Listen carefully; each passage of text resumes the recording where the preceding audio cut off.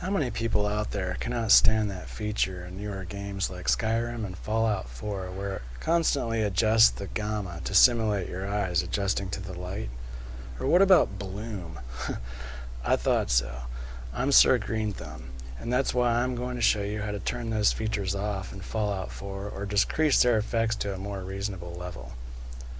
The first feature I spoke about is called HDR, High Dynamic Range, and for some reason Fallout 4 has this feature defaulted at a very high level, causing the game to look too bright and washed out in areas.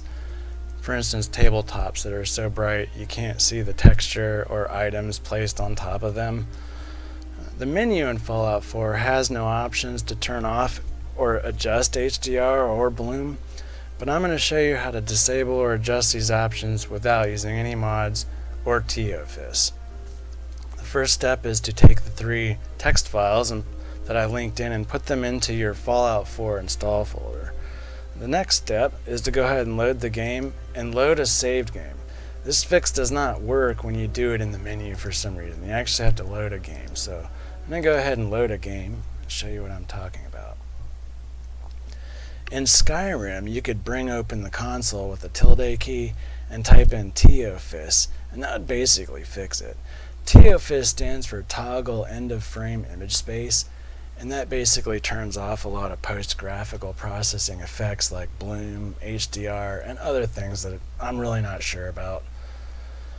The problem with TEOFIS in this game is it turns too many things off, and we don't want that. We just want to turn off the HDR and Bloom. Now you'll notice how bright everything is, and it's just everything looks really washed out here. Look how bright that spot is on the floor. You can't even see tiles there. If I move over here, it dims down to what I think is a reasonable level, and then when I move back, it gets bright again. That's the HDR. It's pretending to be your eyes adjusting to the light, and I just feel that it's very unrealistic. Here you can see it's so bright you can't see tiles, and the whole game is this way. I mean, outside I can only imagine it's going to be a nightmare. I haven't even gone outside yet.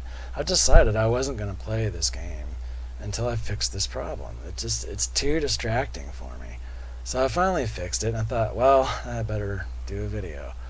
Okay, so I mean, you can see the cryo room. It's so bright you can't even look at the grates on the floor. It's just everything's just so washed out. If I put TEOFIS on, hit the Tilde key and you can open up the console. Then once the console's open, you type in TEOFIS and hit enter. Bam, fixed. Everything looks normal. I can now see the grates on the floor. The light doesn't change. It stays the same. Dark corners stay dark. And the game is basically fixed, except for one problem. I no longer have my HUD. No crosshairs. No menu. So TEOFIS does not work for Fallout 4. It turns too many things off. We don't want that. So here's what you do. Type in BAT HDR off, and that will initiate the little file I linked you. There, it's all fixed. Everything's turned off. Bloom, no HDR. Still got the HUD, still got the crosshair, menu, everything's good. It totally fixes it. Totally. And look, I mean, I can read exit zone from back here. If you want to put it back to default, you just type BAT HDR. And that's back to how it was. Look, I can't even read that. It's just so washed out. You can't see anything. You gotta get really close to see exit zone. Back here you can't read it. It's too washed out.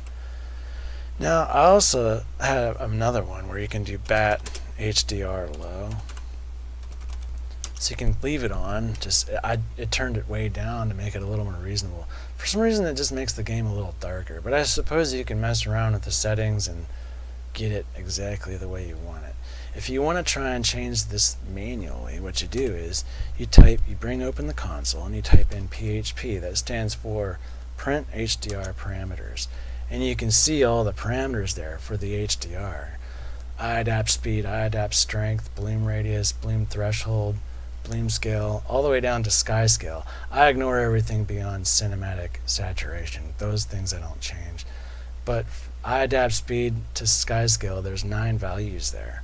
To change those values, what you do is you type in SHP. This stands for Set HDR Parameters. You have to have 9 values entered in here, or this just will not work.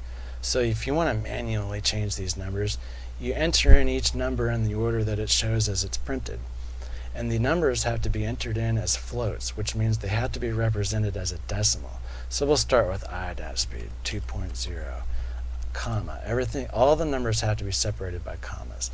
I adapt strength 0.06. I'm going to change it from 0.3 to 0.6. Comma. Bloom radius 0.02. Bloom threshold 0.33. Bloom scale 0.1.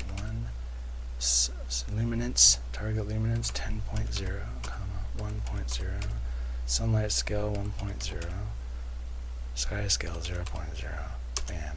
And there. And so I changed it and I made it a little higher. You can mess around with the numbers and just figure out your best liking. Bloom radius is how far it blooms out. Bloom threshold is how bright an object has to be before it blooms. Bloom scale is the power, and so on and so forth. You can just go ahead and experiment with that. I hope this video helped you. If it did, please like my video, and you have a wonderful day. Bye.